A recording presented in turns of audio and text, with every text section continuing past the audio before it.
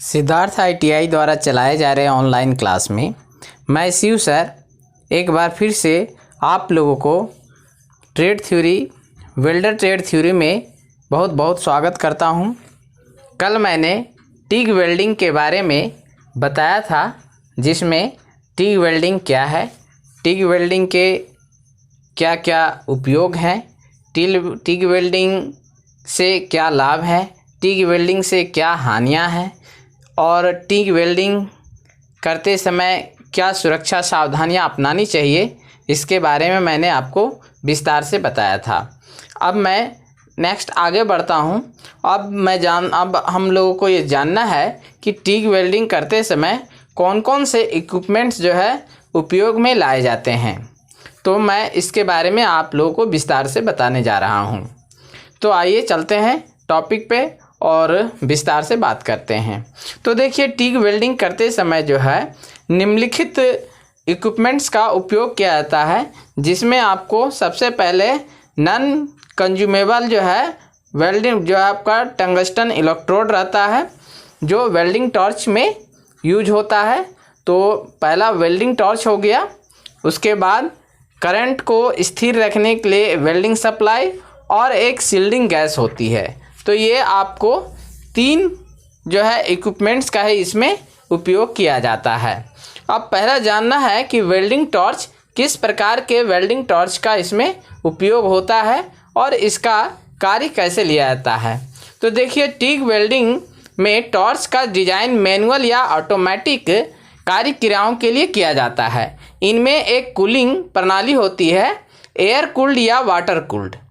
Air cooled torch का प्रयोग निम्न करंटों लगभग 200 एम्पेयर तक के लिए किया जाता है और वाटर कूल्ड टॉर्च का प्रयोग हाई करंट लगभग 600 एम्पेयर तक के लिए किया जाता है।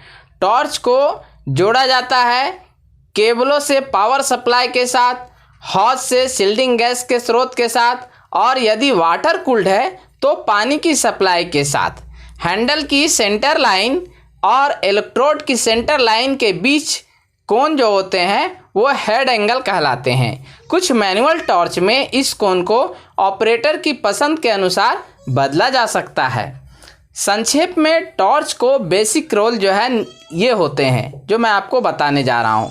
पहला ये कि टंगस्टन इलेक्ट्रोड को पकड़ना, दूसरा इलेक्ट्रिक करंट देना, तीसरा बिना टर्बुलेंस के इलेक्ट्रोड और आर्क के चारों ओर इनर्ट गैस का बहाव बनाए रखना।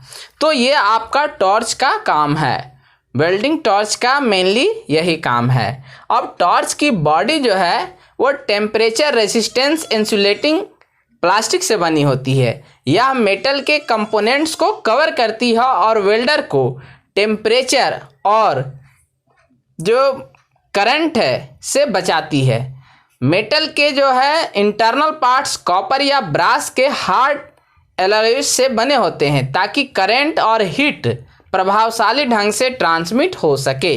एक कॉलर टंगस्टन इलेक्ट्रोड को टॉर्च के सेंटर में अच्छी तरह से पकड़ता है। कॉलेट का साइज इलेक्ट्रोड के डायमीटर पर निर्भर करता है। इलेक्ट्रोड के चारों ओर पार्ट्स होते हैं, जिनमें से सील्डिंग गैस स्थिरता से बहती है। गैस नोजल का अंदरूनी व्यास साधारणतः इलेक्ट्रोड के व्यास का कम से कम 3 गुना होता है, परंतु साइज आवश्यकता के अनुसार बचाने वाले क्षेत्र पर निर्भर करता है। नोजल जो है ताप का रेसिस्टेंस होता है और सामान्यतः एल्युमिनियम या सिरामिक का बना होता है। सिरामिक मीन्स मिट्टी का, सिरामिक एक प्रकार का मिट्टी होता है, उसका बना होता है। वेल्डिंग करंट को कंट्रोल करने के लिए मैनुअल टॉर्च पर एक हैंड स्विच लगा होता है। सभी टॉर्च का प्रयोग डायरेक्ट करंट या अल्टरनेटिंग करंट के लिए किया जाता है। नोजल का इंटरनल प्रोफाइल ऐसा होना चाहिए कि यह इलेक्ट्रोड के चारों ओर सील्डिंग गैस को गाइड करे। गैस को नोजल से बिना जो है रुकावट के इसे बहना चाहिए। गैस को नोजल से बिना रुकावट को बहने देना चाहिए। नोजल का जो है डायमीटर वेल्डिंग करंट पर निर्भर करता है। जैसे कि आपको बताते हैं, मान लीजिए कि आपका वेल्डिंग करंट 70 एम्पेयर से कम है, तो नोजल का डायमीटर आपका 6 या 9 mm का होगा। अगर 70 से 150 एम्पेयर तक अगर वेल्डिंग करंट है तो नोजल का डायमीटर आपको लेना होगा 9 या 11 mm का। अगर 150 से 250 एम्पेयर तक का अगर वेल्डिंग करंट का बहाव उसमें करना है तो आपको नोजल का डायमीटर 11 या से 13 mm तक रखना होगा। अगर आपको मान लीजिए 250 से 300 एम्पेयर तक का करंट यूज कर रहे हैं तब आपको जो है 13 या 15 mm तक के डायमीटर वाले नोजल का आपको उपयोग करना होगा। अगर 300 से 500 एम्पेयर तक का आप जो है करंट फ्लो कर रहा है तब आपका नोजल का डायमीटर 15 या 18 mm रखना होगा। तो ये यहाँ पे आपको नोजल का ये उपयोग है। तो आज हम लोगों ने जाना कि टिग वेल्डिंग में नोजल का क्या उपयोग है, उसका क्या रोल है, नोजल किस प्रकार से काम करता है और करंट के अनुसार, वेल्डिंग करंट के अनुसार हम नोजल का डायमीटर कितना कितना रखेंगे। तो आज मैंने आपको इस वीडियो क्लिप में बताया। अब इसके आगे नेक्स्ट जो है वीडियो क्लिप में मैं बताऊंगा कि किस किस मेटल में जो है आपको टिग वेल्डिंग से हम किस किस मेटल का वेल्डिंग कर सकते हैं और जो है वेल्डिंग करने से क्या उसमें मतलब वेल्डिंग किस प्रकार का होता है, वेल्डिंग आपको जो है कैसा होगा, वेल्डिंग का जो जॉइंट बनेगा वो कैसा बनेगा। तो ये सारे मैं आपको नेक्स्ट क्लास में कल आपको बताऊंगा। आज इतना ही, बहुत बहुत धन्यवाद।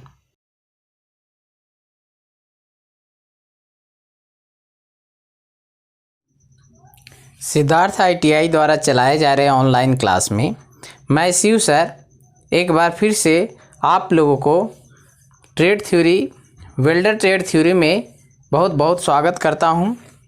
कल मैंने टिग वेल्डिंग के बारे में बताया था, जिसमें टिग वेल्डिंग क्या है, टिग वेल्डिंग के क्या क्या उपयोग हैं, टिग वेल्डिंग से क्या लाभ है, टिग वेल्डिंग से क्या हानियां हैं और टिग वेल्डिंग करते समय क्या सुरक्षा सावधानियां अपनानी चाहिए, इसके बारे में मैंने आपको विस्तार से बताया था। अब मैं नेक्स्ट आगे बढ़ता हूं। अब हम लोगों को ये जानना है कि टिग वेल्डिंग करते समय कौन कौन से इक्विपमेंट्स जो है उपयोग में लाए जाते हैं। तो मैं इसके बारे में आप लोगों को विस्तार से बताने जा रहा हूं। तो आइए चलते हैं टॉपिक पे और विस्तार से बात करते हैं। तो देखिए, टिग वेल्डिंग करते समय जो है निम्नलिखित इक्विपमेंट्स का उपयोग किया जाता है, जिसमें आपको सबसे पहले नॉन कंज्यूमेबल जो है वेल्डिंग जो है आपका टंगस्टन इलेक्ट्रोड रहता है, जो वेल्डिंग टॉर्च में यूज होता है। तो पहला वेल्डिंग टॉर्च हो गया। उसके बाद करंट को स्थिर रखने के लिए वेल्डिंग सप्लाई और एक सील्डिंग गैस होती है। तो ये आपको 3 जो है इक्विपमेंट्स का है इसमें उपयोग किया जाता है। अब पहला जानना है कि वेल्डिंग टॉर्च किस प्रकार के वेल्डिंग टॉर्च का इसमें उपयोग होता है और इसका कार्य कैसे लिया जाता है। तो देखिए, टिग वेल्डिंग में टॉर्च का डिजाइन मैनुअल या ऑटोमेटिक कार्य क्रियाओं के लिए किया जाता है। इनमें एक कूलिंग प्रणाली होती है, एयर कूल्ड या water cooled. Air cooled torch का प्रयोग निम्न करंटों लगभग 200 एम्पेयर तक के लिए किया जाता है और वाटर कूल्ड टॉर्च का प्रयोग हाई करंट लगभग 600 एम्पेयर तक के लिए किया जाता है। टॉर्च को जोड़ा जाता है केबलों से पावर सप्लाई के साथ, हॉज से सील्डिंग गैस के स्रोत के साथ और यदि वाटर कूल्ड है तो पानी की सप्लाई के साथ। हैंडल की सेंटर लाइन और इलेक्ट्रोड की सेंटर लाइन के बीच कोन जो होते हैं वो हेड एंगल कहलाते हैं। कुछ मैनुअल टॉर्च में इस कोन को ऑपरेटर की पसंद के अनुसार बदला जा सकता है। संक्षेप में टॉर्च को बेसिक रोल जो है ये होते हैं जो मैं आपको बताने जा रहा हूँ। पहला ये कि टंगस्टन इलेक्ट्रोड को पकड़ना, दूसरा इलेक्ट्रिक करंट देना, तीसरा बिना टर्बुलेंस के इलेक्ट्रोड और आर्क के चारों ओर इनर्ट गैस का फ्लो बहाव बनाए रखना। तो ये आपका टॉर्च का काम है, वेल्डिंग टॉर्च का मेनली यही काम है। अब टॉर्च की बॉडी जो है वो टेम्परेचर रेसिस्टेंस इंसुलेटिंग प्लास्टिक से बनी होती है। यह मेटल के कंपोनेंट्स को कवर करती है और वेल्डर को टेम्परेचर और जो करंट है से बचाती है। मेटल के जो है इंटरनल पार्ट्स कॉपर या ब्रास के हार्ड एलॉयज से बने होते हैं ताकि करंट और हीट प्रभावशाली ढंग से ट्रांसमिट हो सके। एक कॉलर टंगस्टन इलेक्ट्रोड को टॉर्च के सेंटर में अच्छी तरह से पकड़ता है। कॉलेट का साइज इलेक्ट्रोड के डायमीटर पर निर्भर करता है। इलेक्ट्रोड के चारों ओर पार्ट्स होते हैं जिनमें से शील्डिंग गैस स्थिरता से बहती है। गैस नोजल का अंदरूनी व्यास साधारणतः इलेक्ट्रोड के व्यास का कम से कम 3 गुना होता है, परंतु साइज आवश्यकता के अनुसार बचाने वाले क्षेत्र पर निर्भर करता है। नोजल जो है ताप का रेसिस्टेंस होता है और सामान्यतः एल्युमिनियम या सिरामिक का बना होता है। सिरामिक मीन्स मिट्टी का, सिरामिक एक प्रकार का मिट्टी होता है उसका बना होता है। वेल्डिंग करंट को कंट्रोल करने के लिए मैनुअल टॉर्च पर एक हैंड स्विच लगा होता है।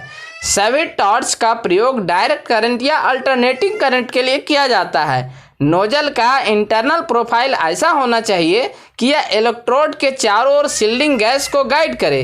गैस को नोजल से बिना जो है रुकावट के इसे बहना चाहिए। गैस को नोजल से बिना रुकावट को बहने देना चाहिए। नोजल का जो है डायमीटर वेल्डिंग करंट पर निर्भर करता है। जैसे कि आपको बताते हैं, मान लीजिए कि आपका वेल्डिंग करंट 70 एम्पेयर से कम है तो नोजल का डायमीटर आपका 6 या 9 mm का होगा। अगर 70 से 150 एम्पेयर तक अगर वेल्डिंग करंट है तो नोजल का डायमीटर आपको लेना होगा 9 या 11 mm का। अगर 150 से 250 एम्पेयर तक का अगर वेल्डिंग करंट का बहाव उसमें करना है तो आपको नोजल का डायमीटर 11 या से 13 mm तक रखना होगा। अगर आपको मान लीजिए 250 से 300 एम्पेयर तक का करंट यूज कर रहे हैं तब आपको जो है 13 या 15 mm तक के डायमीटर वाले नोजल का आपको उपयोग करना होगा। अगर 300 से 500 एम्पेयर तक का आप जो है करंट फ्लो कर रहा है तब आपका नोजल का डायमीटर 15 या 18 mm रखना होगा। तो ये यहाँ पे आपको नोजल का ये उपयोग है। तो आज हम लोगों ने जाना कि टिग वेल्डिंग में नोजल का क्या उपयोग है, उसका क्या रोल है, नोजल किस प्रकार से काम करता है और करंट के अनुसार, वेल्डिंग करंट के अनुसार हम नोजल का डायमीटर कितना कितना रखेंगे। तो आज मैंने आपको इस वीडियो क्लिप में बताया। अब इसके आगे नेक्स्ट जो है वीडियो क्लिप में मैं बताऊंगा कि किस किस मेटल में जो है आपको टिग वेल्डिंग से हम किस किस मेटल का वेल्डिंग कर सकते हैं और जो है वेल्डिंग करने से क्या उसमें मतलब वेल्डिंग किस प्रकार का होता है, वेल्डिंग आपको जो है कैसा होगा, वेल्डिंग का जो जॉइंट बनेगा वो कैसा बनेगा। तो ये सारे मैं आपको नेक्स्ट क्लास में कल आपको बताऊंगा। आज इतना ही, बहुत बहुत धन्यवाद।